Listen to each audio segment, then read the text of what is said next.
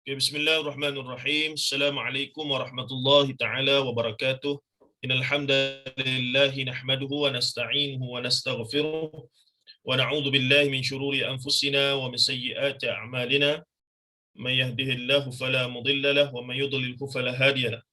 Asyhadu an la ilaha illallah wa asyhadu anna Muhammadan 'abduhu wa rasuluh. Allahumma shalli wa sallim wa barik ala Muhammad وعلى آله وصحبه ومن تبعهم بإحسان إلى يوم الدين أما بعد فإن أصدق الحديث كتاب الله وخير الهدي هدي محمد صلى الله عليه وسلم وشر الأمور محدثاتها وكل محدثة بدعة وكل بدعة ضلالة وكل ضلالة في النار أو كما قال النبي صلى الله عليه وسلم لا نبي بعد. Alhamdulillah, Kak Syida dan sahabat-sahabat ataupun ibu-ibu sekalian, boleh dengar dengan jelas ya suara saya? Boleh dengar dengan jelas? Jelas Ustaz. Jelas ya? Okey, Ya. baik.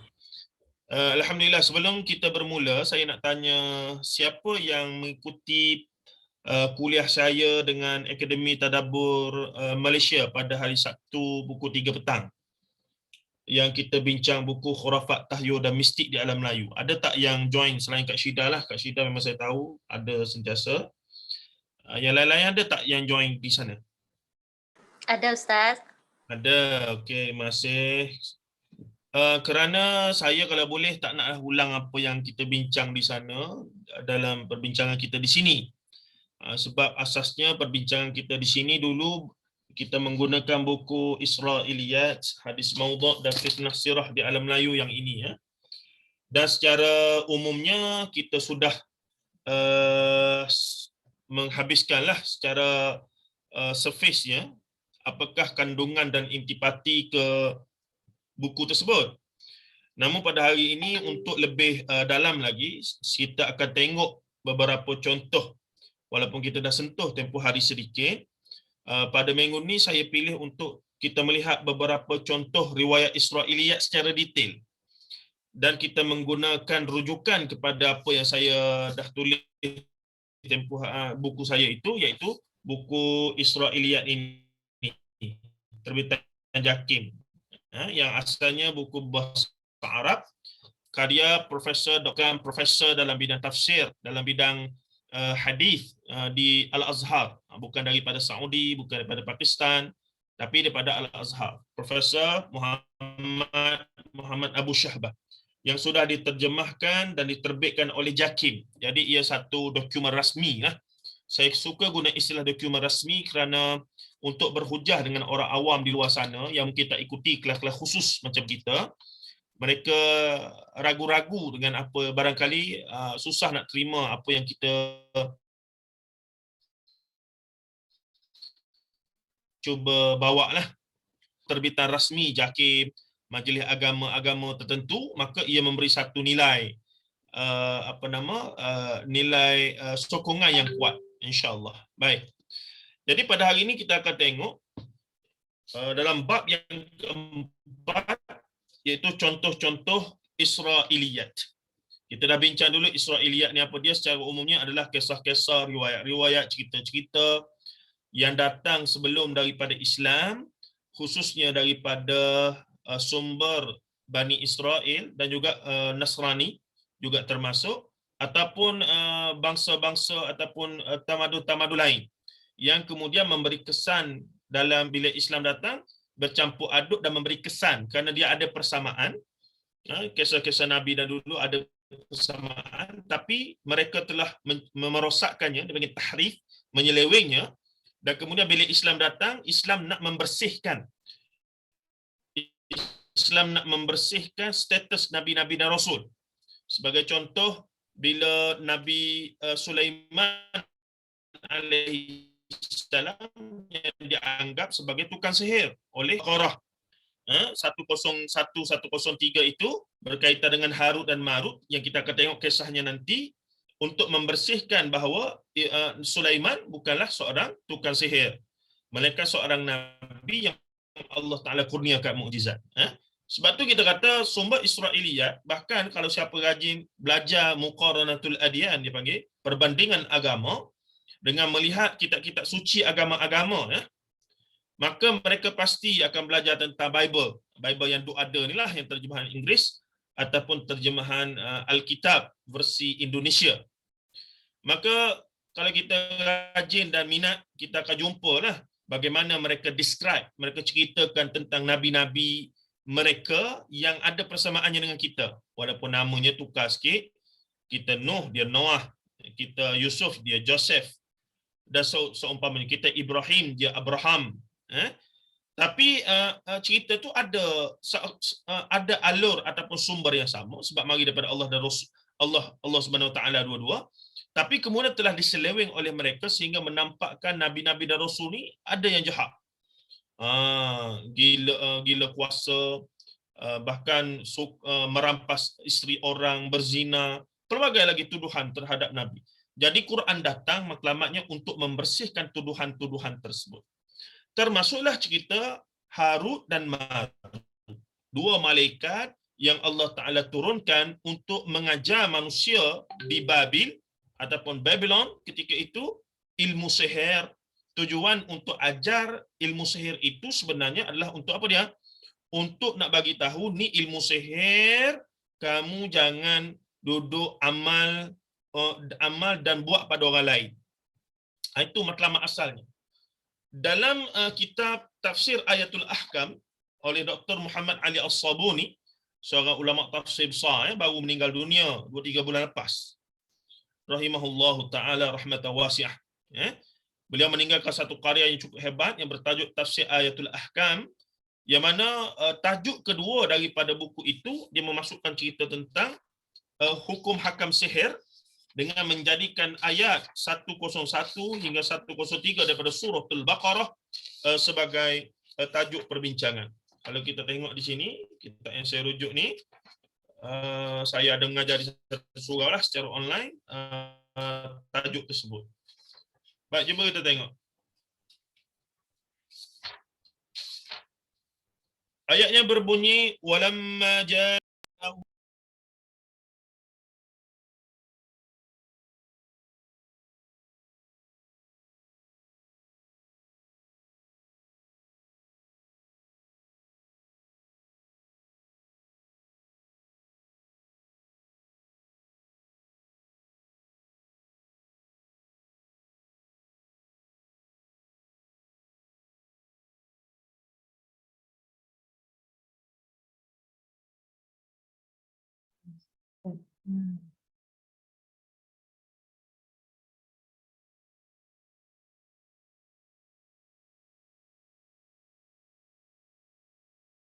Ustaz, line Ustaz tak apa, tak dengar suara Ustaz. Line tak okey ke? Minta maaf, termute. Okey. Baik, ayatnya berbunyi surah Al-Baqarah 101 hingga 103. Tengok, Israiliyat ni biasa berkaitan kisah-kisah. Kisah-kisah Nabi dan kisah-kisah umat-umat yang terdahulu. Jadi contoh yang diberikan dalam buku Profesor Muhammad Abu Syahbah ini, yang pertama adalah kisah Harut dan Marut. Yang mana kisah ini disandarkan pada ayat 101 hingga 103 daripada surah Al-Baqarah. Dan Profesor Dr. Muhammad Ali As-Sabuni yang mengarang kitab Tafsir Ayatul Ahkam telah mengambil ayat itu berkaitan kisah ini untuk melihat dari sudut perspektif ayat hukum, yakni hukum sihir menurut pandangan Islam. Ayatnya panjanglah, 3 ni saya baca secara sepintas lalu. A'udzu billahi minasyaitonir rajim. ولما جاءهم رسول من عند الله مصدق لما معهم نبذ فريق من الذين أوتوا الكتاب كتاب الله وراء ظهورهم كأنهم لا يعلمون واتبعوا ما تتلو الشياطين على ملك سليمان وما كفر سليمان ولكن الشياطين كفروا يعلمون الناس السحر وما أنزل على الملكين وما أنزل على الملكين ببابل هاروت وماروت وما يعلمان من أحد إنما نحن فتنة فلا تكفر منهما ما يفرقون به بين المرء وزوجه وما هم بضارين به من أحد إلا بإذن الله ويتعلمون ما يضرهم ولا ينفعهم ولقد علموا لمن اشتراه ما له في الآخرة من خلاق ولبئس ما شروا به أنفسهم لو كانوا يعلمون ولو أنهم آمنوا واتقوا لمثوبة من عند الله خير لو كانوا يعلمون. Sadaqallahul azim, maksudnya, dan apabila datang kepada engkau seorang rasul dari sisi Allah, yakni Muhammad sallallahu alaihi wasallam, yang mengesahkan apa yang ada pada mereka, yakni sebahagian dari mereka orang-orang yang telah diberikan kitab itu, yakni orang Yahudi, melemparkan kitab Allah ke belakang mereka, yakni membelakanginya, seolah-olah mereka tidak mengetahui kebenaran. Mereka menyorokkan kebenaran. Ini perangai Bani Israel. Sebab tu Allah Ta'ala maghdub terhadap mereka. Ghadab, marah. Mereka membelakangkan kitab Allah dan mengikuti ajaran-ajaran sihir yang dibacakan oleh puak-puak syaitan. Sebab tu Yahudi ni masyhur dengan sihir Kabbalah, dia panggil. Kabbalah. Ini sihir yang wujud sebelum zaman Nabi Musa lagi. Kabbalah. Kemudiannya, mereka membelakangkan kitab dan mengikuti ajaran-ajaran sihir yang dibacakan oleh puak-puak syaitan dalam masa pemerintahan Nabi Sulaiman. Padahal Nabi Sulaiman tidak mengamalkan sihir yang menyebabkan kekufuran itu. Akan tetapi puak-puak syaitan itulah yang kafir dengan amalan sihirnya. Kerana mereka lah yang mengajarkan manusia ilmu sihir dan apa yang diturunkan kepada dua malaikat, Harut dan Marut, melalui dua malaikat Harut dan Marut di negeri Babil. Ada di kalangan Bani Israel, bila Rasulullah cerita tentang Nabi Sulaiman, mereka pun kata, Sulaiman ni sebenarnya ahli sihir. Jadi mereka telah tuduh Nabi Sulaiman sebagai ahli sihir. Ini dalam Asbabun Nuzul dalam kitab ni pun ada sebut sebab turunnya ayat ni. Maka turunlah ayat ini untuk membersihkan status Nabi Sulaiman yang dituduh oleh Bani Israel sebagai ahli sihir.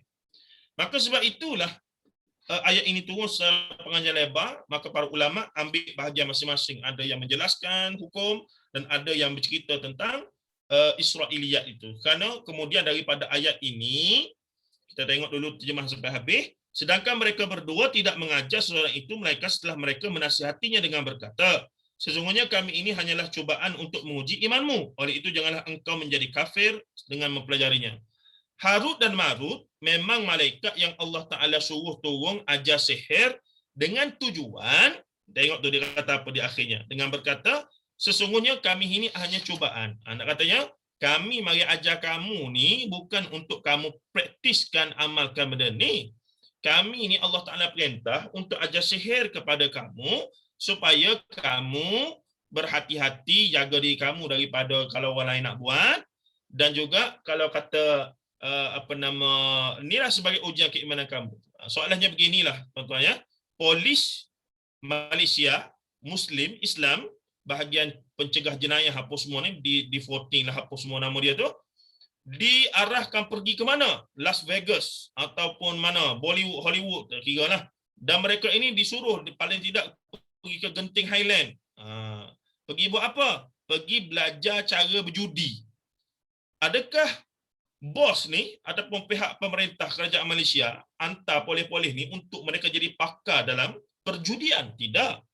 Tapi dihantar mereka itu untuk belajar inilah cara-cara jika pencuri nak mencuri, ini cara dia. Inilah orang berjudi ni nak menipu begini. Begitu maksudnya. Jadinya keadaan itu tidaklah ilmu itu diajarkan untuk dipraktiskan, tapi untuk jadi kita katakan sebagai satu kefahaman untuk tidak mengamalkannya. Tapi sebaliknya berlaku, di sana ada orang-orang yang mengambil ilmu daripada Harut dan Marut yang berupa manusia turun ke Babil itu, mereka pergi duduk praktis benda itu.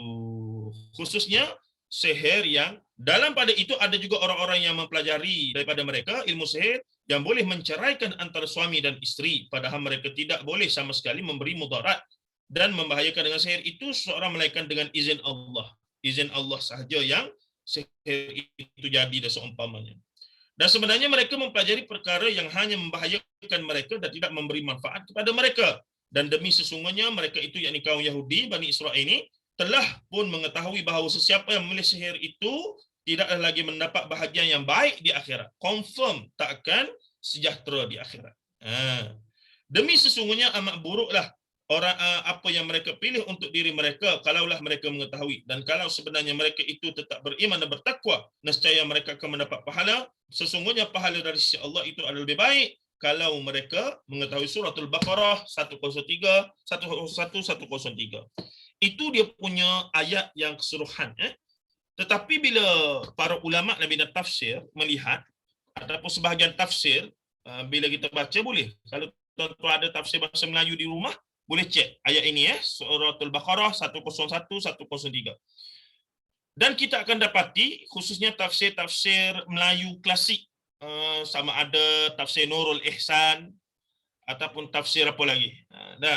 Tafsir Abdul Athir oleh Sun Haji, Ustaz Sun Haji, Ahmad Sun Haji daripada Singapura, dan beberapa lagi tafsir Melayu, kita akan melihat dalam mereka menafsirkan ayat-ayat ini, pasti mereka akan tambah cerita-cerita yang kemudian dipastikan ianya adalah Israiliyat. Maka Syekh Muhammad Abu Syabah mendatangkan perbahasan panjang lebar dalam buku ini yang bertajuk Al-Israiliyat wal Mawdu'an fi Kutubit Tafsir tentang perkara itu. InsyaAllah kita akan tengok dengan laju. Kita pun nak berhenti asalnya pukul 3, pukul 4 suku gitulah. Tengok keadaan. Kita dah mula 3.20 tadi. Mungkin kita akan berhenti dalam 4.20 juga. Ataupun 4 suku, dan kemudian kita ada soal jawab insyaAllah. Baik, saya tengok Kisah Harut dan Marut. Al-Imam Suyuti, ini ulama besar mazhab Syafi'i, dan Imam Suyuti ini diriwayatkan menulis dekat ataupun lebih 500 judul buku sepanjang hidup dia. Dalam bidang tafsirnya, dalam bidang hadis, dalam bidang apa dia? Dalam bidang tasawuf, pelbagai karya luar biasa Al-Imam Suyuti rahimahullah taala. Sebab tu ada kadang-kadang kita jumpa orang Melayu nama Sayuti. Dan kita jumpa orang Melayu nama Sayuti. Ini antara pengaruh orang-orang dulu bila meletakkan nama anak tu, dia letak nama ulama. Cumanya ada pembetulan sikit. Sebagai contoh, sebahagian kita letak nama anak Nawawi ataupun Bukhari ataupun apa dia lagi, Nawawinya, Bukharinya, Tirmizinya. Sebenarnya nama-nama itu bukanlah nama sebenar ulama-ulama itu, tapi itu gelaran. Dia panggil laqab. Laqab ni sandaran, nama tempat lah. Al-Bukhari ni nama kampung dia Bukhara. Dekat kubur dia sekarang lah, di belah Rusia sana. Begitu juga Tirmizi daripada Tirmiz. Begitu juga Imam Ghazali. Al-Ghazali itu bukan nama dia. Nama dia Muhammad bin Muhammad Al-Ghazali. Nama dia Muhammad. Imam Asy-Syafi'i, bukan nama Syafi'i, itu nama datuk dia. Syafi'i ini hidup zaman Rasulullah, dia kecil lagi. Jadi moyang kepada Imam Syafi'i, iaitu nama sebenar dia Muhammad bin Idris Asy-Syafi'i. Begitu juga Imam Nawawi, nama sebenar dia adalah Yahya bin Sharaf An-Nawawi. Jadi Nawan An-Nawawi itu Nawan nama kampung dia, yang sejarak 50 km daripada bandar Damsyik, Syria pada masa itu. Begitu juga apa dia lagi tadi? Tirmizinya, ada nama Al-Imam Tirmizi. Imam Bukhari nama Muhammad bin Ismail Al-Bukhari. Jadi pada saya, tidak salah dan tidak ada masalah untuk letak nama anak Nawawi, Bukhari, apa semua tu. Tapi prinsip asasnya nama-nama itu, gelaran-gelaran itu adalah berdasarkan lokaliti tempat mereka dilahirkan. Sepatutnya kita letaklah apa? saya ni di Seri Pristana, sarjana utama. Dah letaklah As-Saujani ke, dah. Kak Syida kapu mana Kak Syida? Ar-Rawanji. Rawang lah. Rawang. Ar-Rawanji letaklah ya. Ramai ibu-ibu sini Rawang kan. Letak apa nama, tapi bukan Rawang tu, apa nama? Taman apa dekat masjid kita dah? Country home. Country Home. Payah Country Home nak bohong bahasa Arab tu. Tapi nak katanya begitulah prinsipnya. Jadi ke depan ni kalau kata nak letak nama anak mengambil berkat Imam Bukhari, maka berubah nama anak Muhammad Ismail, itu lebih tepat lah. Ataupun nama Imam Syafi'i Muhammad Idris. Oh, bunyi macam kampung lah Ustaz. Ada itulah nama Imam Bukhari, Imam Syafi'i. Nah, begitu. Baik. Baik, Imam Suyuti meriwayatkan dalam kitab dia ataupun tafsir dia yang bertajuk Ad-Durrul Mansur dalam mentafsirkan firman Allah Azza wa Jalla, wa ma unzila 'alal malakaini bi Babil Harut wa Marut. Itu ayat dia. Dalam 101, 103 tadi, tengah-tengah kita dah baca tadi, ada lafaz yang berbunyi wa ma unzila 'alal malakaini bi Babil Harut wa Marut. Yang bermaksud, dan tidaklah diturunkan dua orang ke atas mereka itu, dua orang malaikat di Babylon, Harut, yang bernama Harut dan Marut. Diturunkan, disyaratkan Allah sengaja suruh dua malaikat turun untuk ajar sihir. Baik, banyak riwayat dan kisah yang mengkagumkan. Yang diriwayatkan daripada Ibnu Umar, Ibnu Mas'ud, Ali, Ibnu Abbas, Mujahid, Ka'ab, Rabi' As-Suddi, yang diriwayatkan oleh Ibnu Jarir At-Tabari dalam tafsirnya, oleh Ibnu Mardawah, Hakim, Ibnu Munzir, Ibnu Abid Dunya, Baihaqi dan Khatib dalam tafsir dan kitab mereka. Maksudnya, ramai ulama nukilkan cerita-cerita tentang Harut dan Marut ni sebab peristiwa yang sangat-sangat menarik. Dia sejarah yang pasti berlaku. Sebab apa? Sebab Quran yang sebut. Tapi perinciannya tu macam mana? Di sini masalah ni. Sebab tu Al-Quran walaupun banyak kisah-kisah sejarah, tapi dia bukan kitab sejarah. Dia bukan kitab sejarah yang memberi perincian. Jadi salahlah kita bila baca Quran, kita nak cari fakta-fakta yang terperinci. Firaun yang kena tenggelam tu Firaun mana? Nama apa? Muka macam mana? Memang tak jumpa lah. Tapi disebutkan Firaun. Salah seorang Firaun. Firaun mana? Maka saintis datang tunjuk gini-gini ni, katalah Ramzes kedua, bla bla bla bla. Itu sains yang kemudian cuba buktikan. Al-haqiqah wallahu a'lam. Pada hakikat yang mutlak wallahu a'lam. Cuma bukti saintifik banyaklah menunjukkan bahawa si Ramzes itulah sebab dijumpai dalam paru-paru dia, apa dia? Dikatakan garam mineral berasal pada laut yang banyak, sombak dalam paru-paru yang Maurice Bucaille jumpa itulah yang kemudian dia masuk Islam tu. Tu. Tapi dari sudut nasnya, Quran dan hadis ada ke kata Firaun tu sebenarnya umur berapa, tahun bila dia mati? Tak ada. Nama pun tidak sebut Ramzes, tapi disebut Firaun. Firaun ni gelaran, macam Herakla, macam Kisra. Ni gelaran-gelaran raja. Kalau kita sini sultan, raja, itu gelaran. Dia bukannya nama. Ataupun di Mesir kita panggil apa nama Muqawqis. Itu gelaran-gelaran pemerintah dalam bahasa mereka masing-masing. Tapi masyhurlah cerita Harut dan Marut ni kemudian menjadi masyhur. Kita pergi laju.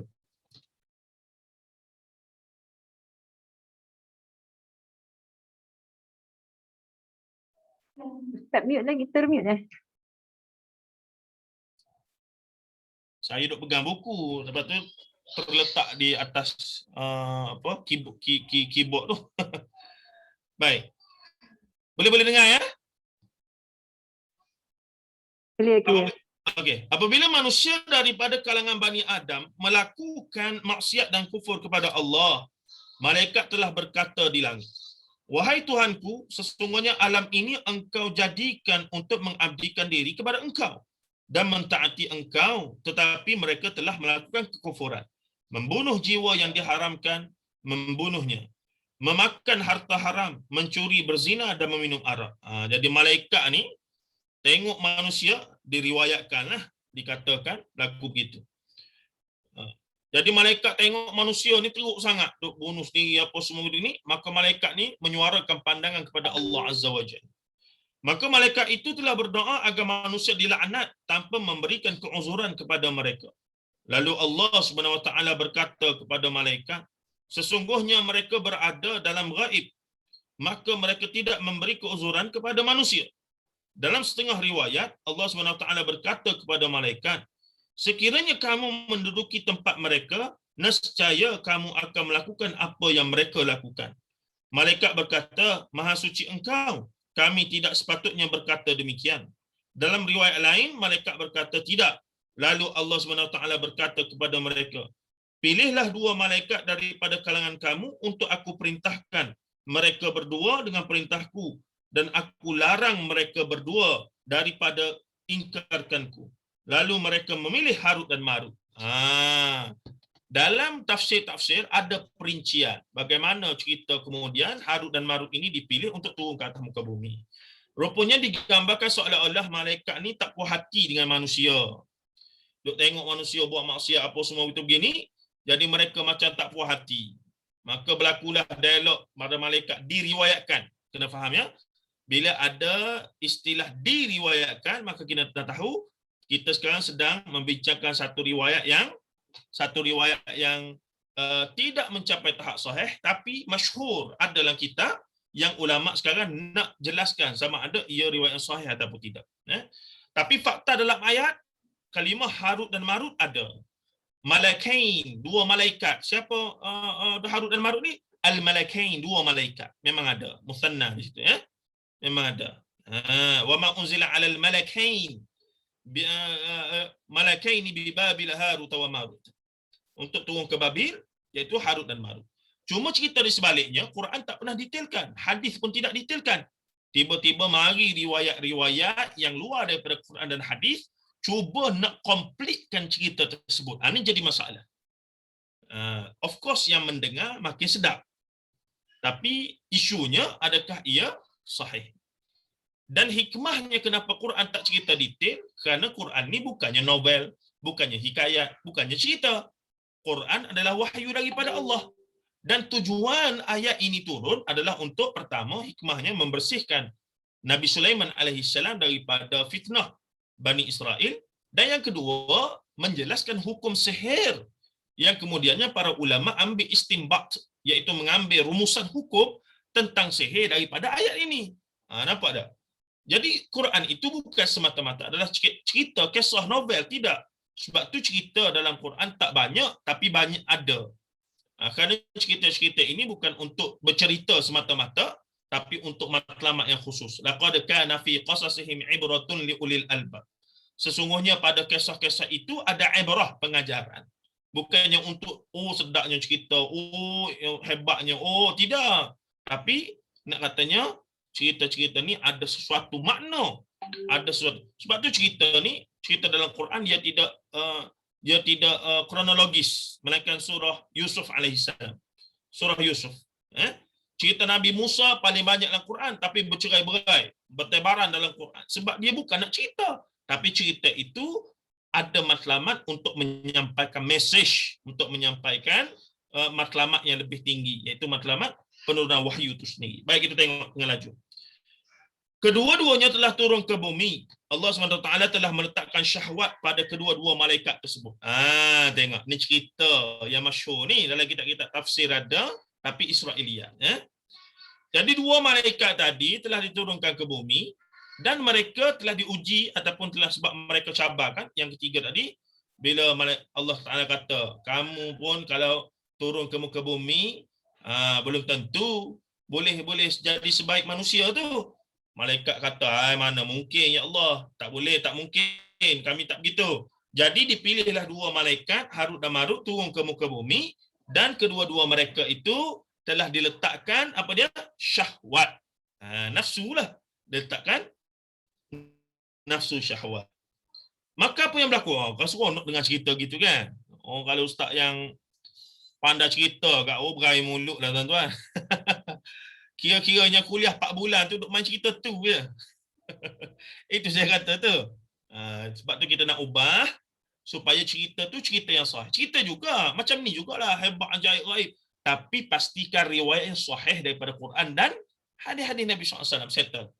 Tapi disebabkan kita duk biasa dengan cerita-cerita macam ni, Lord of the Ring punya cerita ni, Lord of the Ring-nya apa lagi, Harry Potter-nya, jadi seronoklah duk main. Tak apalah, ni kita dengar untuk belajar ya, bukan dengar untuk disebarkan. Ni lama kata, ustaz tu dia suruh, Ustaz Zahiruddin dia mengajar cerita Israiliyat. Kita mengajar untuk nak bagi tahu ni riwayat Israiliyat. Macam malaikat Harut dan Marut mengajar sihir untuk nak kata ni ilmu salah, jangan duk amal. Tiba-tiba yang difahamkan adalah, tengok ni ustaz cerita takkan tak betul. Ni malaikat sendiri yang datangkan ilmu ni, takkanlah ilmu tu tak betul. Ni kita kata salah faham. Mungkin masa kuliah duk ceramah, dia telak sekejap. Sedar-sedar nak habis dah pukul 4.30 sekarang. Mana saya tahu. Bukan orang sini ni, bukan grup kita, grup lain. Gurau ibu-ibu sekalian. Baik, katanya lagi apa dia? Kemudian yang kedua-dua telah turun ke bumi. Allah SWT telah meletakkan syahwat pada kedua-dua malaikat itu. Maka Allah SWT telah memerintahkan kedua-duanya supaya menyembah Allah dan tidak menyekutukannya dengan sesuatu serta melarang kedua-duanya daripada membunuh jiwa yang dilarang membunuhnya, memakan harta haram, mencuri, berzina dan meminum arak. Mereka mengikut perintah itu buat beberapa masa di muka bumi. Mereka menghukum sesama manusia dengan kebenaran. Pada zaman itu ada seorang perempuan yang kecantikannya jika dibandingkan dengan perempuan lain sama seperti planet Zuhal dalam kalangan planet lain. Sudah, ujian mari dah. Timbul dah seorang perempuan cantik. Ujian sepanjang zaman. Kedua-dua malaikat itu ingin memiliki perempuan. Sebab apa ni? Sebab mereka ada syahwat. Ni kita kata Israiliyat ni. Malaikat pun dia goreng sekali, tuan-tuan. Cerita Israiliyat ni, malaikat yang tak ada syahwat, yang murni, yang tidak ada jantina pun kena goreng juga. Mereka gambarkan malaikat ni turun, ada jadi orang lelaki, dan kemudian ada syahwat, dan kemudian diuji dengan perempuan cantik. Nak pula kedua-duanya suka pula pada perempuan yang sama. Maka katanya lagi, kedua-dua malaikat itu ingin memiliki perempuan itu. Perempuan itu tidak mahu, melainkan kedua-dua menganut agama dan ajarannya. Pula. Kedua-dua malaikat itu bertanyakan tentang agamanya. Lalu perempuan itu mengeluarkan berhala. Kedua-dua malaikat itu berkata, kami tidak perlu menyembah berhala ini. Maka kedua-dua malaikat itu pun pergi dan bersabar sehingga tempoh yang dikehendaki oleh Allah SWT. Berjaya. Berjaya overcome the situation. Kemudian kedua-dua malaikat itu datang kepada perempuan itu dan memujuknya untuk diri mereka. Mari pula sudi, mari pula minta merayu, memujuk rayu. Perempuan itu tidak mahu, melainkan mereka berdua mengikut agamanya dan menyembah berhala yang disembahnya. Kedua-dua malaikat itu tidak mahu melakukannya. Maksudnya malaikat dalam form manusia lah yang sudah ada syahwat. Sepatutnya sini bukan malaikat dah, tapi jelmaan malaikat dalam bentuk manusia yang sudah ada syahwat. Apabila perempuan itu melihat mereka berdua tidak mahu menyembah berhala, dia telah berkata kepada mereka berdua, kamu berdua boleh memilih antara 3 pilihan ini. Sama ada kamu berdua menyembah berhala ini, atau kamu berdua membunuh orang, atau kamu meminum arak. Dia bagi option dah. Apa option dia? Baiklah, kalau tak nak sembah berhala ni, iaitu jadi kufur pada Allah, paling tidak kamu cari orang untuk bunuh. Kalau tak sanggup juga, paling ringan lah, minimum. Kalau nak juga aku ni, maka minumlah arak. Minumlah arak, khamar. Kemudian apa yang berlaku? Maka kedua-dua malaikat itu berkata, kami tidak boleh melakukan perbuatan itu. Perbuatan yang paling ringan antara 3 pilihan itu ialah meminum arak. Kena pancing dah. Ni saya sebut cara iblis, cara iblis berstrategi untuk orang Melayu ni. Untuk orang Melayu, untuk kufur, untuk murtad, sembah berhala, memang iblis tahu memang payah lah. Orang tu jahil macam mana pun, memang payah untuk nak dia keluar Islam, sembah berhala secara terbuka, memang payah. Dalam konteks negara kita pula, memang payah. Jadi iblis kata tak apalah, tak nak sembah berhala pun. Option kedua apa? Bunuh orang ataupun minum arak. Dalam konteks kita ni, yang kita sedang bahas dalam Israiliyat, yang kita sedang bahas dalam khurafat apa dia? Orang Melayu ni dia nak Islam, dia nak soleh, dia nak sembahyang, puasa, zakat, haji, tidak ada masalah, biar dia. Iblis kata biar kita gila hasut-hasut supaya dia lalai-lalai sikit gitu je lah. Tapi yang pasti kita tak mahu dia tinggal apa dia? Tok Bomo Pawan Dukun tu jangan dia tinggal. Dalam-dalam dia duk jadi Tok Lebay, Tok Siak, Tok apa tu, Mak Haji, Pak Haji, yang Tok Bomo Pawan Dukun ni kena pastikan dia jangan tinggal. Ini strategi licik iblis laknatullah sebagaimana yang berlaku dalam kisah ni. Kalau kata tak nak sembah berhala kami, tak apalah. Kalau you tak nak sembah berhala, tak apa. You berdua ni, malaikat yang menjelma ni, paling tidak pergi cari orang untuk bunuh ataupun minum arak. Maka apa yang berlaku?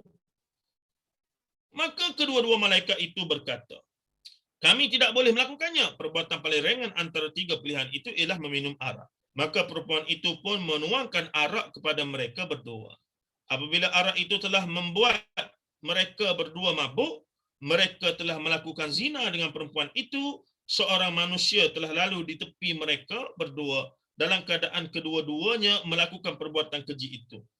Kedua-dua malaikat itu takut manusia itu menyebarkan berita perbuatan mereka. Lalu mereka membunuh manusia itu. Apabila mereka sudah sedar dari mabuk, mereka berdua tahu kesalahan yang telah mereka lakukan dan hendak naik ke langit tetapi tidak berupaya. Cerita. Syok kan cerita tu? Kalau buat filem ni memang syok. Dan memang ada filem yang lebih kurang sama ya. Tajuk dia Fallen. Dalam tradisi agama Kristian, malaikat yang jahat ni bukan malaikat Jibril, Gabriel ni tak baik. Dalam tradisi Kristian dan juga Yahudi, mereka lebih baik dengan malaikat lain yang dianggap membela mereka. Gabriel, disebabkan Jibril ni masyhur sebagai pembawa wahyu pada Nabi Muhammad, maka orang Kristian dengan orang Yahudi menganggap Gabriel ni sebagai musuh mereka, malaikat yang jahat. Dan ada kalangan, saya pun nak tengok filem juga ya, sikit sebanyak. Jadi kita faham, gini. Sebab sebelum Barat menerima Kristian dan juga dogma-dogma tentang alam gaib, makhluk gaib ni, mereka terlebih dahulu beragama ataupun berpegang dengan tradisi tamadun mereka adalah Rom, Greco-Roman. Greco-Roman ni Zeus apa semua itulah. Saya ada belakang buku-buku ni. Kajian saya nak faham. Sebab itulah asas agama orang-orang dulu. Dia berasal daripada mitos, legenda apa semua ni. Kita orang Melayu ni nasib baik ketika hantuah muncul, agama Islam dah ada. Kalau tidak, mungkin ada orang sembah hantuah. Sebab dia berasal daripada mitos. Hantuah ni hebat, Zeus. Begitu juga agama Cina, orang Cina dengan kepercayaan tentang dewa-dewi dia, Kuan Yin lah, dewa apa nama, dewa monyet lah, apalah, raja monyet apa semua tu. Dia lebih kurang, dia berasal daripada folklore ataupun dia panggil folk belief, iaitu kepercayaan kuno lah yang turun-temurun, yang akhirnya menjadi agama. Agama Hindu, Mahabharata, Ramayana. Adanya apa? Adanya dewa Vishnu, adanya dewa Krishna, adanya dewa macam-macam.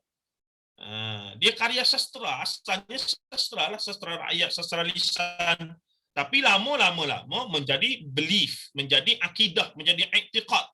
Sebab itulah cerita-cerita ni saya ambil bidang kaji mengenai penulisan Nabi dan Rasul dalam sastra Melayu klasik. Sebabnya kerosakan bermula dari situ lagi. Apabila cerita Nabi dan Rasul diriwayatkan, dihikayatkan sebagaimana cerita Hindu-Buddha, cerita Mahabharata, Ramayana, cerita sakti-sakti dewa-dewi ini. Sedangkan aktor-aktor ataupun cerita-cerita itu berkaitan Nabi dan Rasul. Bila cerita Nabi dan Rasul, ia adalah tentang Al-Quran. Wahyu daripada Allah. Mana boleh nak pandai-pandai tambah tokok tambah gitu-gini. Di sinilah kekeliruan berlaku. Tapi disebabkan para pengkaji dalam bidang ini adalah orang sastra, mereka tidak mengendahkan sahih tak sahih cerita kedua. Disebabkan penceritaan ataupun tujuan tulis cerita Nabi dan Rasul ini untuk berhibur semata-mata, maka tidak mengapa untuk kita terima. Saya kata tak boleh. Sebab ia cerita Nabi dan Rasul. Cerita daripada Quran. Mana boleh pandai-pandai nak reka. Pokok tambah. Itulah konflik yang berlaku bila mana berlakunya pemisahan antara bidang kajian. saya cuba talfidkan, saya cuba rentaskan ataupun kita panggil silang mazhab lah, campur dua-dua. Jadi pihak pengajian Melayu pun jadi tak berapa suka pada saya, yang pengajian Islam pun tak berapa berhi. Nampak macam mana? Tapi itu kita punya kajian, jadi kita kena teruskanlah sehingga ke akhirnya. Baik, kita pergi sikit lagi. Apa yang berlaku ni? Kedua-dua malaikat tu bila takut, dia pergi bunuh pula kawan tu. Mula-mula minum arak, kemudian dia berzina dengan perempuan yang mereka nak tu. Dua-dua malaikat tu, dua-dua malaikat Harut Marut. Tapi ni riwayat yang tidak sahih lah, Israiliyat. Jangan duk kata yang sahih ni. Ni nak katanya riwayat, tapi sedaplah cerita, jadi panjang, jadi detail. Jadi kalau nak buat modal ceramah pun, sedaplah. Nak buat modal sembang kedai kopi, nak buat modal sembang di pasar-pasar ni sedap.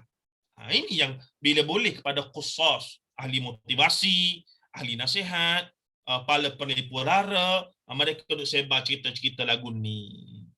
Masalahnya cerita ni cerita Quran. Harut dan Marut tu malaikat yang disebut dalam Quran. Boleh ke pandai-pandai macam tu? Ni bukan novel, ni bukan hikayat. Ni adalah wahyu minallah. Yakni al-qasasul Qur'ani, kisah-kisah Quran. Maka dia tidak boleh sama dengan cerita rakyat, dongeng, mitos apa semua ni. Sebab ia wajib kita imani ada sungguh berlaku dulu. Ini yang membezakan kisah-kisah Quran dengan kisah-kisah yang selainnya. Maka katanya lagi apa dia? Apabila mereka sudah sedar dari mabuk, mereka berdua tahu kesalahan yang telah mereka lakukan dan hendak naik ke langit tetapi tidak berupaya. Tirai antara mereka dan penghuni langit telah dibuka. Para malaikat telah melihat dosa yang telah mereka berdua lakukan. Dan mereka mengetahui bahawa orang yang jauh dari pandangan adalah kurang ketakutannya.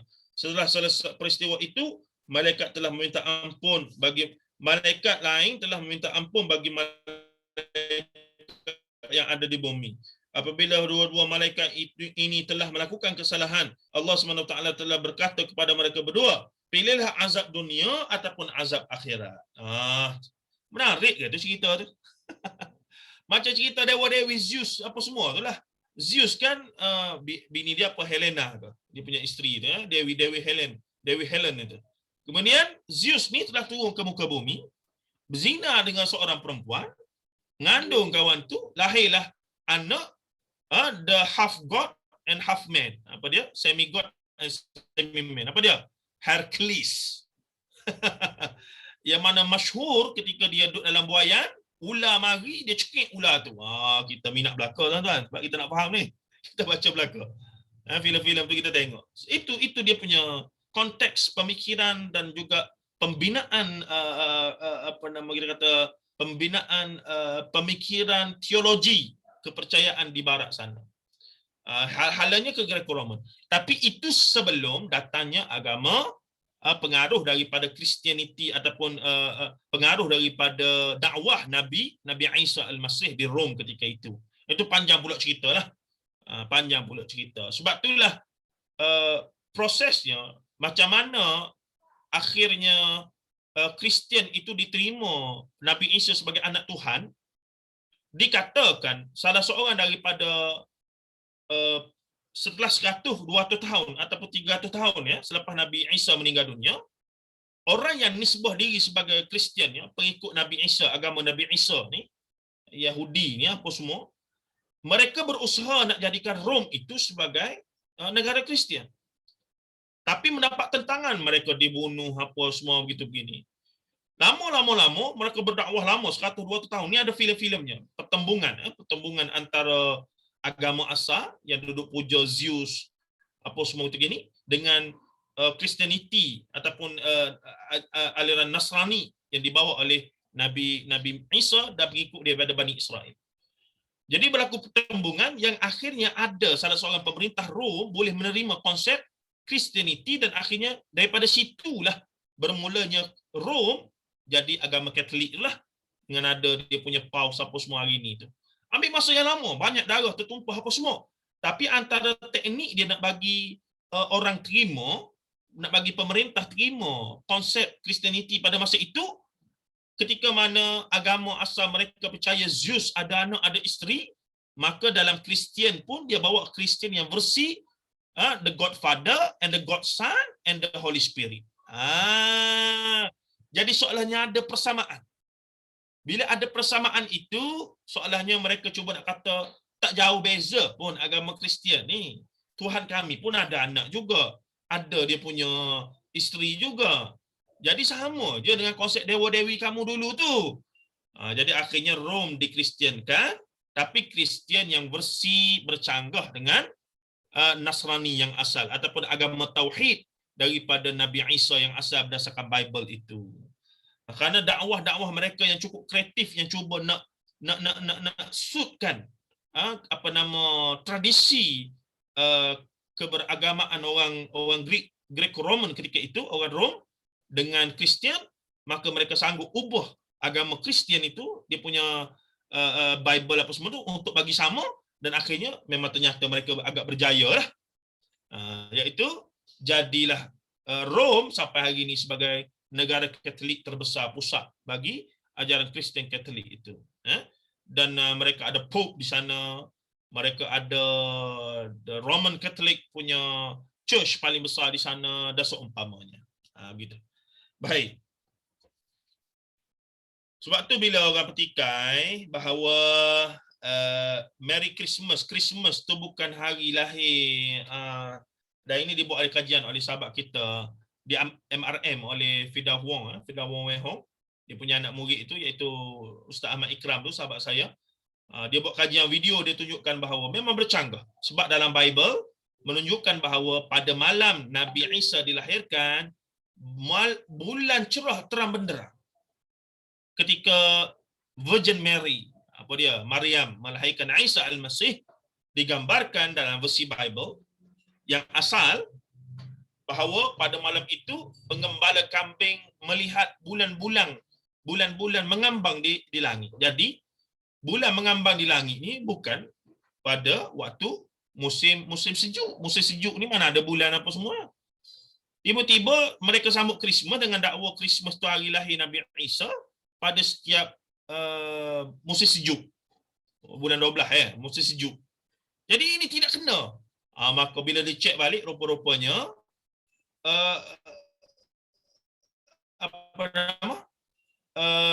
hari lahir yang disambut, yang dikatakan Merry Christmas, Jesus Christ punya lahir itu adalah tarikh kelahiran salah satu dewa dalam kepercayaan Greek lama itu. Dia tukar sebab dia nak ambil hati pemerintah Rom ni. Dia kata tak apa, masuk Kristian pun kami tak tukar pun agama asal, tukar watak je. Maka yang jadinya adalah tarikh tersebut adalah tarikh kelahiran salah satu dewa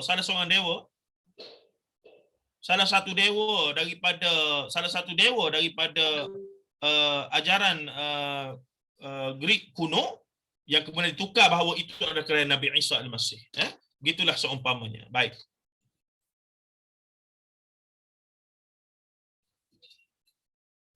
Baik, ada soalan di situ, tak apa, kita pergi lanjut. Kita tengok sikit lagi. Maka mereka berdua pun jawab. Jadi bila Allah Ta'ala mereka dah buat dosa apa semua tu, mereka nak naik ke langit tak boleh dah. Dah buat dosa, dah tutup. Jadi apa berlaku? Mereka berdua pun menjawab. Siapa jawab ni? Harut dan Marut tadi. Malaikat yang dikatakan diturunkan ke bumi apa semua tu. Nanti boleh share kat Nur Harlina. Kalau jumpa balik, boleh share dalam grup kita ni. Supaya sahabat-sahabat lain boleh tengok video tersebut. Bagus video tersebut. Mereka berdua menjawab, azab dunia akan ada penghujungnya dan akan hilang. Sebaliknya azab akhirat tidak akan tamat. Maka kedua-duanya memilih azab dunia.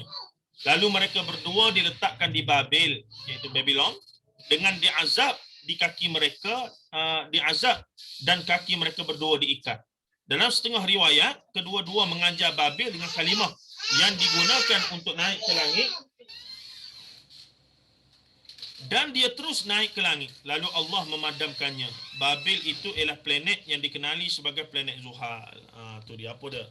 Dalam setengah riwayat, kedua-duanya mengajar Babel dengan kalimah yang digunakan untuk naik ke langit, dan dia terus naik ke langit. Lalu Allah memadamkannya. Babel itu ialah planet yang dikenali sebagai, dia dalam setengah riwayat lagi, mereka kemudian bila dah bertaubat apa semua ni, minta ampun dengan Tuhan, tapi tak boleh naik juga. Kemudian mereka naik ke langit juga, tapi tak pergi ke syurga ataupun ke Sidratul Muntaha ke mana tu. mereka telah bertukar menjadi bintang-bintang. Itu yang kata bintang kejora lah apa semua. Jadi dengar cerita ni sedap lah tuan-tuan. Maksudnya kalau dirawikan, dikisahkan di surah masjid, walaupun pengajian asalnya adalah pengajian tafsir, tapi dia tu sudah jadi cerita lipo lara. Itu masalahnya. Dia telah menjadi cerita lipo lara. Baik, kita pergi sikit lagi. Sebab ada yang lebih menarik ni. Al-Imam Suyuti juga menyebutkan dalam kitabnya kisah yang diriwayatkan oleh Ibnu Jarir, Ibnu Abi Hatim, dan Hakim menyatakan ia adalah sahih. Tu dia. Imam besar ni, imam besar dalam mazhab Syafi'i telah mendakwa riwayat tadi itu dalam menafsirkan ayat apa dia? Wa ma unzila 'alal malakaini bi Babil Harut wa Marut. Itu yang dia tafsirkan panjang lebar kisah tadi tu adalah sebagai sahih. Tengok. Jadi bila dia sebut sahih, dia ni Imam Suyuti pula. Imam Suyuti ni hebat sungguh, tuan-tuan, tak nafi. Makanya tak peliklah ulama-ulama yang datang kemudian pun menukilkan benda yang sama dan juga berpegang bahawa ia adalah sahih. Jadi kalau para ulama berpegang sahih, kita apatah lagi lah di alam Melayu ni. Sebab kita tak tengok pandangan ulama-ulama lain terlebih dahulu. Baik, apa katanya lagi ni? Serta diriwayatkan oleh Baihaqi dalam sunannya daripada Aisyah radhiyallahu anha bahawa beliau telah didatangi oleh seorang perempuan dari sebatang pokok tombak. Beliau telah didatangi oleh seorang perempuan dari sebatang pokok tombak, menyatakan kepada Aisyah radhiyallahu anha bahawa dia telah dibawakan dengan 2 ekor anjing kitab. Lalu dia menaiki salah seekor anjing itu dan seorang perempuan lain menaiki yang seekor lagi. Mereka berjalan tidak jauh dan berhenti di Babil. Tiba-tiba mereka berdua mendapati 2 orang lelaki yang terikat kedua-dua kakinya, yaitu Harut dan Marut. Perempuan yang datang berjumpa Aisyah itu terus bercerita panjang tentang kisah yang luar biasa dan mengkagumkan itu. Dalam riwayat lain dikatakan ada seorang perempuan datang jumpa Aisyah dan cerita pula lanjutan daripada cerita Harut dan Marut tadi. Al-Imam Suyuti juga menyebut bahawa Ibnu Munzir meriwayatkan melalui saluran Al-Auza'i daripada Harun bin Rabab telah berkata, aku telah masuk berjumpa dengan Abdul Malik bin Marwan dan di sisinya ada seorang lelaki yang diberikan bantal untuk bersandar dan lelaki itu sedang bertelekan pada bantal itu. Orang yang berada di situ berkata, orang ini telah bertemu dengan Harut dan Marut. Itu dia. Mereka berkata kepada Harun, yakni Harun al-Rashid, ataupun Harun bin Rabab, ceritakanlah kepada kami, semoga Allah SWT merahmati engkau. Maka lelaki itu pun mula bercerita dengan kisah yang luar biasa dan menghairankan.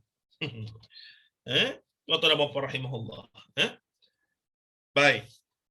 Semua kisah ini merupakan antara khurafat dan dongengan. Ini ulasan siapa ni? Profesor Dr. Muhammad bin Muhammad Abu Syahbah. Itulah dia sedang menjelaskan kepada kita. Dia kata apa dia? Semua kisah ini merupakan antara khurafat dan dongengan. Bani Israel yang tidak dapat dibuktikan dengan akal dan nakli serta syarak.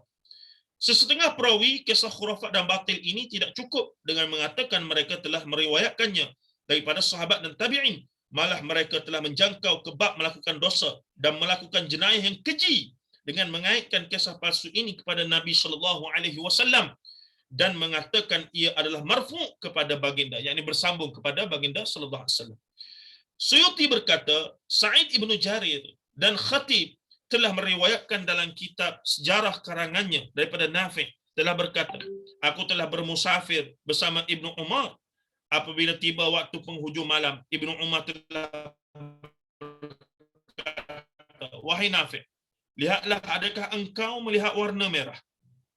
Aku menjawab, tidak ada sebanyak 2 atau 3 kali. Tidak 2 atau 3 kali. Kemudian aku berkata, aku telah nampaknya. Ibnu Umar berkata, aku tidak memberikan apa-apa tindak balas kepadanya. Dia berkata, aku telah mengatakan bahawa kepada engkau, selain kisah yang telah aku dengar daripada Rasulullah SAW telah bersabda. Sesungguhnya malaikat telah berkata, bagaimana bentuk kesabaran engkau terhadap Bani Adam dengan dosa dan kesalahan yang mereka lakukan? Allah menjawab, sesungguhnya aku telah menguji mereka dan aku telah mengampunkan mereka. Maka para malaikat berkata, sekiranya kami duduk di tempat mereka, nescaya kami tidak akan mengingkari engkau. Allah SWT menjawab, kamu pilihlah 2 malaikat daripada kalangan kamu, lalu mereka tidak ada pilihan lain melainkan memilih Harut dan Marut, lalu turun ke bumi. Cerita lebih kurang tadilah, cuma riwayat lain. Kemudian kami situ berapa dan lebih kurang lah, banyak lagi dia cerita benda-benda yang sama tu.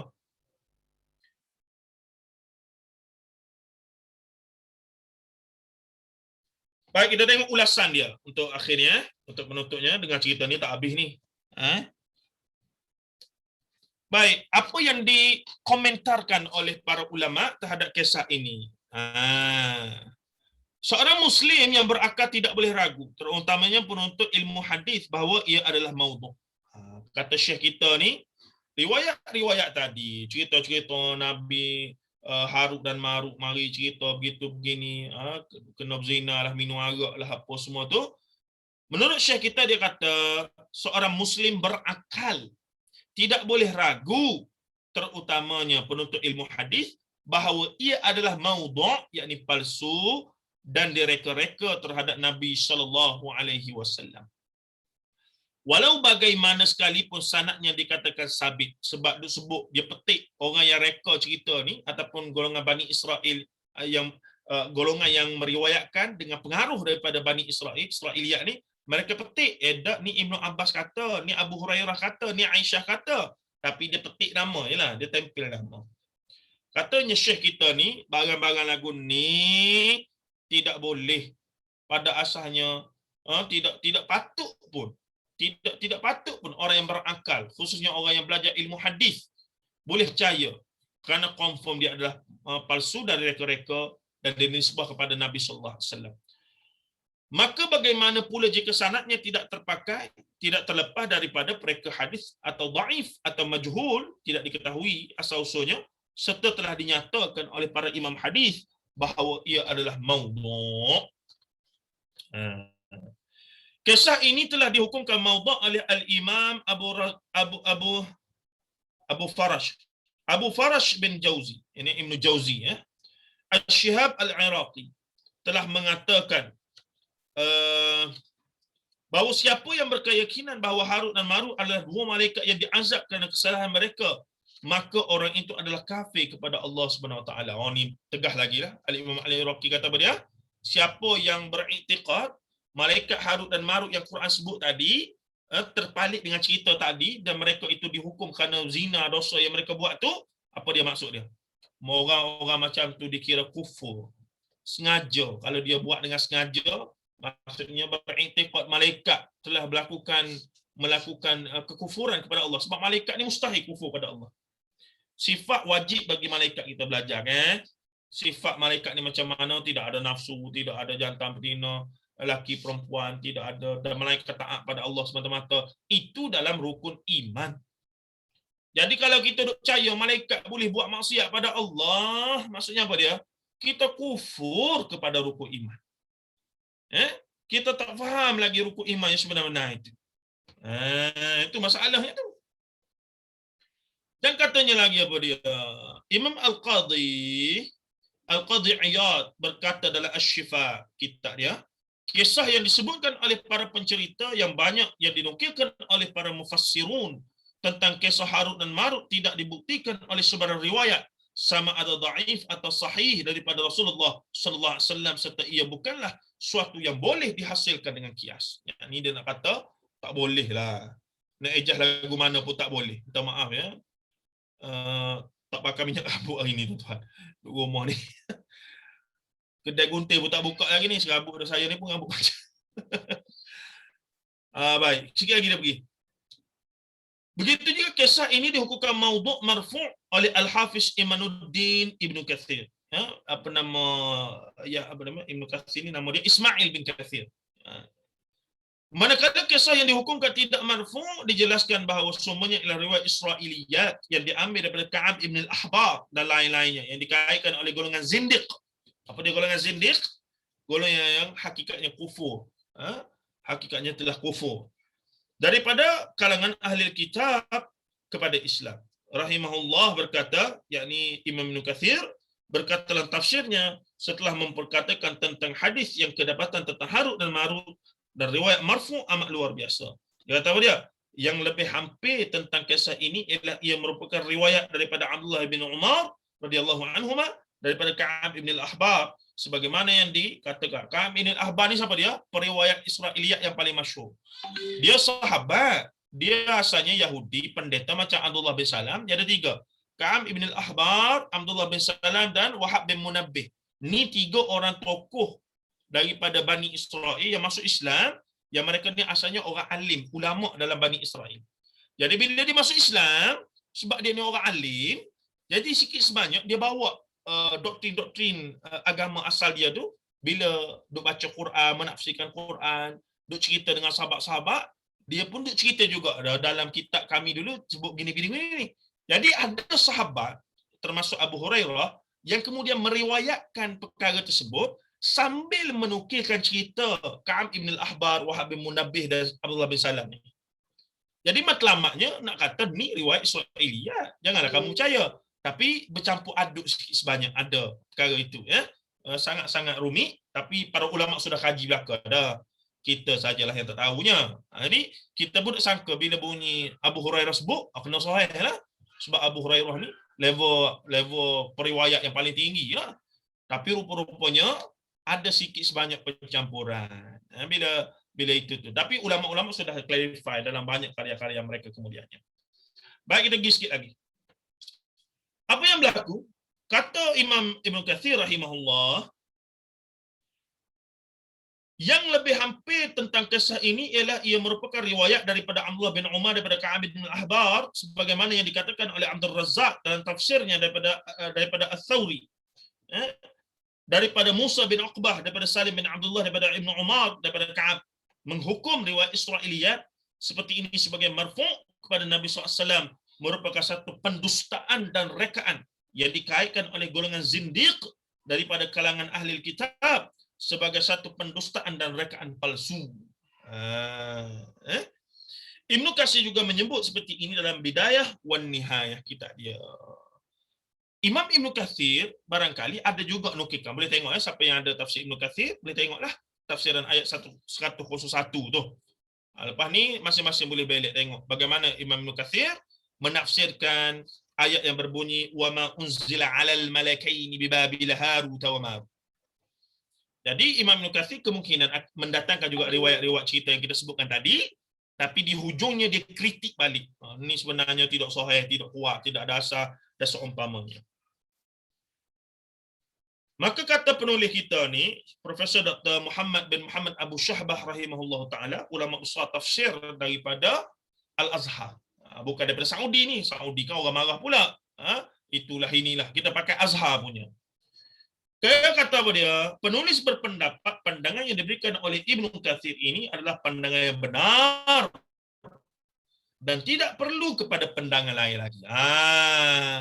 Jadi jawab pada soalan yang Kak apa tanya tadi, macam mana nak tahu sahih tak sahih ni Ustaz? Nah, pertamanya kita kena pegang pada tengok Quran secara literal tu dulu. Jadi bila Quran tu secara literal tidak menyebutkan perincian harut dan marut tu bagaimana, kita beriman dengan ayat dan penyata dalam tu dulu. Kemudian kita tengok tafsir. Tafsir ni biasa ulama tafsir akan nukilkan hadis. Ada tak Rasulullah bagi cerita tambahan tentang harut dan marut? Tengok tak ada. Jadi para ulama hanya mengulas dari sudut hikmah ayat itu. Dia tak bincang harut dan marut ni rupa macam mana, turun bila, IC nombor berapa, masa nak naik tu ke langit dia pergi duduk dalam gua mana. Tidak ada, sebab Quran bukan cerita, bukan kisah. Maka kisah harut dan marut ini perlu dilihat dari sudut ibrah. Pengajarannya apa, mesejnya apa, iaitu tentang sihir. Bukan tentang harut dan marut tu. Harut dan marut tak penting pun. Ini tidak. Kok ada lagi kok harut dan marut atas muka bumi hari ni. Dia duduk di Malaysia ke, dia duduk di Amerika ke. Ni mula. Itu yang kita kata ngaruk tu. Bila kita fikir, oh malaikat. Dia akan pergi. Dia akan mula rekod macam-macam. Itu yang berlaku pada masalahnya riwayat-riwayat Israiliyat yang lain. Tapi kalau kita berhenti, ayat ni sebenarnya bukan nak cerita pasal Harut dan Marut. Ayat ini nak cerita tentang ilmu sihir. Hukum sihir itu sendiri apa dia. Maka kita berhenti di situ. Kita tak cerita dah pasal Harut Marut lah apa semua karut-karut. Tak cara dah, kita tak cara. Kita hanya nak tahu, ayat ni walaupun ada cerita Harut Marut, bukan itu fokus ayat ini, melainkan ia lebih kepada nak cerita tentang hukum sihir itu tadi. Jadi kita wajib beriman sihir tu ada sungguh. Orang Melayu panggil santau, orang Melayu panggil 77, orang Melayu panggil ada sungguhlah sihir ni. Jadi kita pun wajib beriman bahawa sihir tu ada. Cuma nama-nama dan bentuk-bentuknya mungkin berubah-ubah berdasarkan tradisi ataupun kepakaran bangsa masing-masing. Dan dalam Quran juga sebut cara kita macam mana nak lindungi diri daripada sihir. Sebagaimana Rasulullah sendiri pun pernah disihir oleh Yahudi. Yahudi ni masyhurlah dengan sihir dia Kabalah tu. Memang bila guna sihir ni guna khidmat jin iblis lah, mana boleh buat sendiri. Ahli sihir manusia menggunakan khidmat jin iblis untuk melakukan sihir dia tu, ilmu hitam dia tu. Maka Allah Azza wa Jalla, Rasulullah SAW mengajar kita cara untuk melindungi diri daripada sihir. Baca mu'awwizatain, baca ayatul kursi setiap kali solat, jangan tinggal. Maka bacalah mu'awwizatain sebelum tidur, qul a'udzu birabbil falaq, qul a'udzu birabbin nas. Baca suratul Fatihah. Di rumah baca suratul Baqarah. Apa dah lagi? Baca Quran, jangan putus zikir. Itulah benar-benarnya. Itu je rutinnya. Bila mana Allah Ta'ala kata sihir itu ada sungguh, maka Allah pun ajar ni cara kamu. Allah Ta'ala tegaskan, biiznillah, sihir yang orang nak bagi, jin yang nak kacau manusia, selagi mana aku tak izin, mereka tak boleh buat jahat. Maka kita pula nak berlindung daripada apa yang mereka buat jahat tu dengan Allah juga dah. Supaya Allah tak izinkan mereka jadi ilmu mereka tu. Gitu tuan-tuan. Tuan-tuan rahimahullah ta'ala. Persoalan dan juga jawapannya sudah ada dalam qala Allah wa qala Rasul. Semoga kita, sebab itulah bila Ustaz Syari Abdul Rahman hafizahullah, Ustaz Yusuf Arba'in hafizahullah, mula bawa gagasan untuk mengajak orang awam macam kita yang tak fasih bahasa Arab kepada faham faham bukan setakat baca terjemahan, tapi faham intipati. Dia panggil lub, kandungan, intipati, saripati, untuk ibrah, untuk ibrah pengajaran, dan juga untuk mengambil, kita katakan tadabbur, untuk mengambil ibrah. Maka itulah yang sebenar-benarnya matlamat Al-Quran untuk kita. Bukan sekadar tahu cerita ni sedap, gini, cerita ni hebat. Dah, itu bukan matlamat cerita Quran. Matlamat cerita Quran, contoh tentang Bani Israel dalam surah Al-Baqarah. Kita mengaji Bani Israel, ya Bani Israel adhkuru ni'mati allati an'amtu 'alaikum wa anni faddaltukum 'alal 'alamin. Ya Bani, apa matlamat itu? Nak bagi tahu, hei umat Muhammad, inilah perangai-perangai Bani Israel yang aku laknat. Ni, perangai ni lah yang aku laknat ni. Banyak soal, kecek banyak, bunuh Nabi sendiri, ingkar kepada wahyu sendiri, beriman separuh, afatu'minu nabi ba'dil kitab wa takfuruna bi ba'd. Beriman dengan separuh, tutup separuh, ilmu hukum hakam dia tutup, habis licin dia pukul balik, dia loya buruk.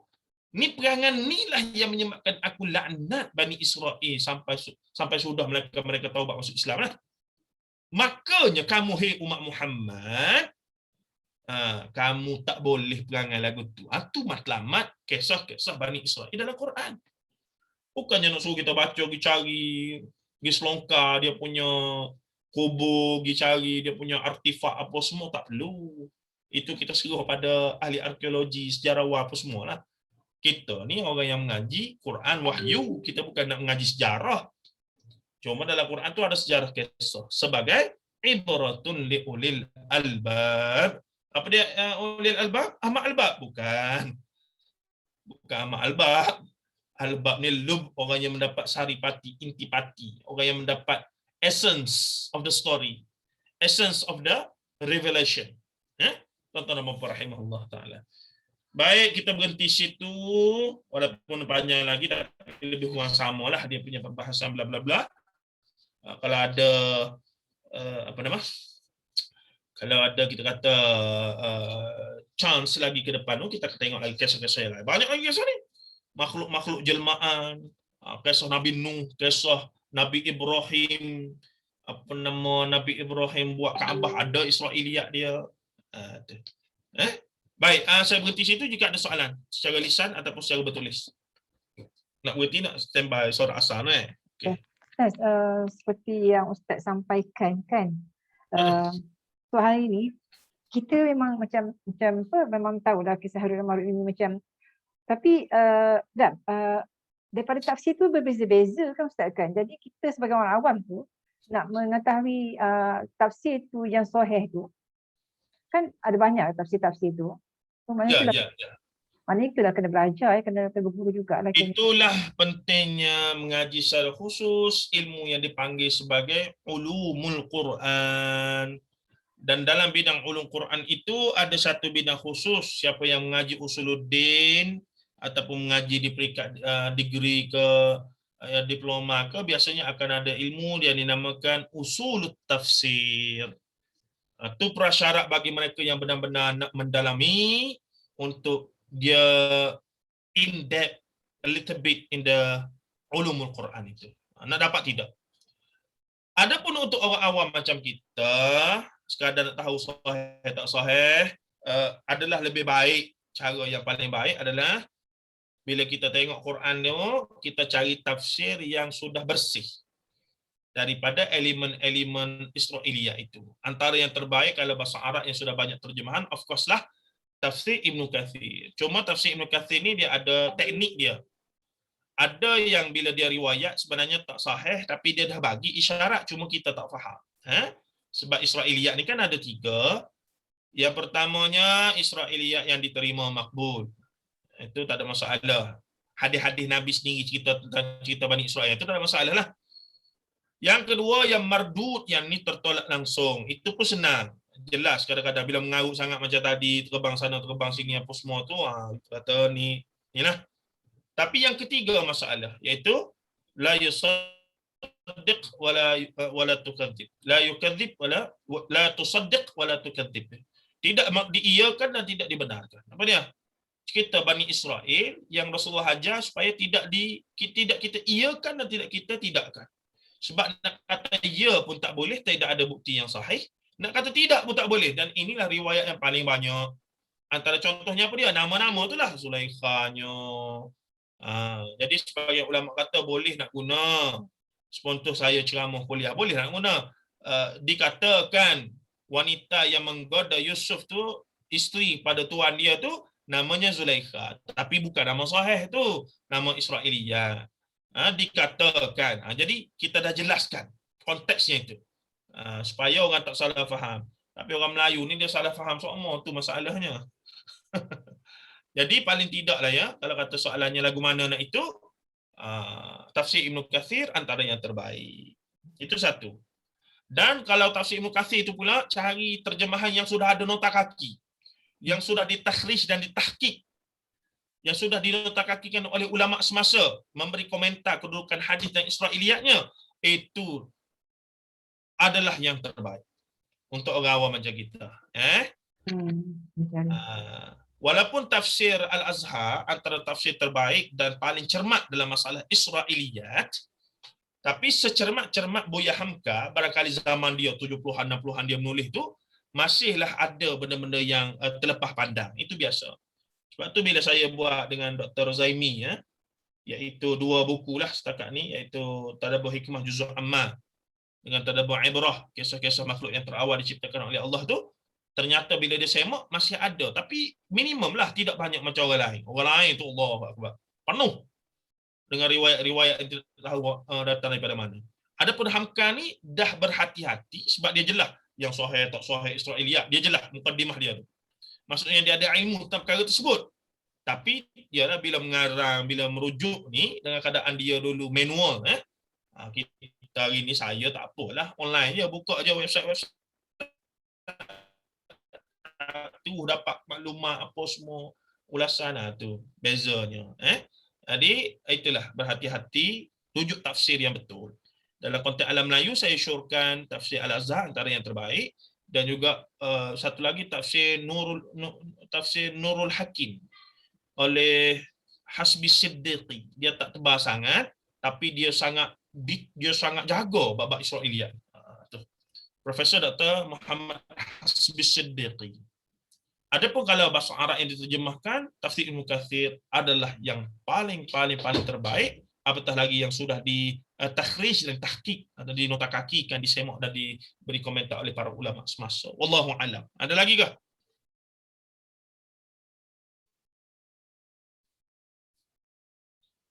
Ada soalan ke sahabat-sahabat?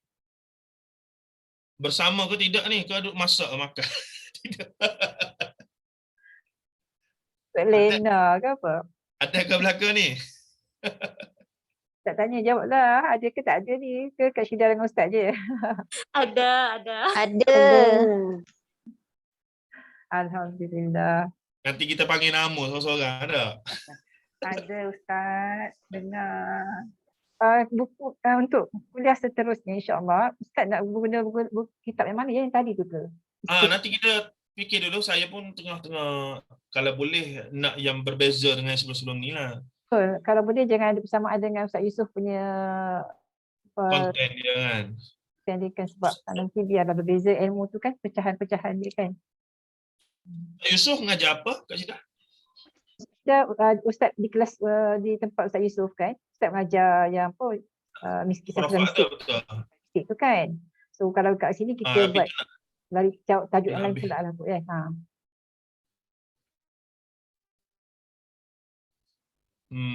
Okey.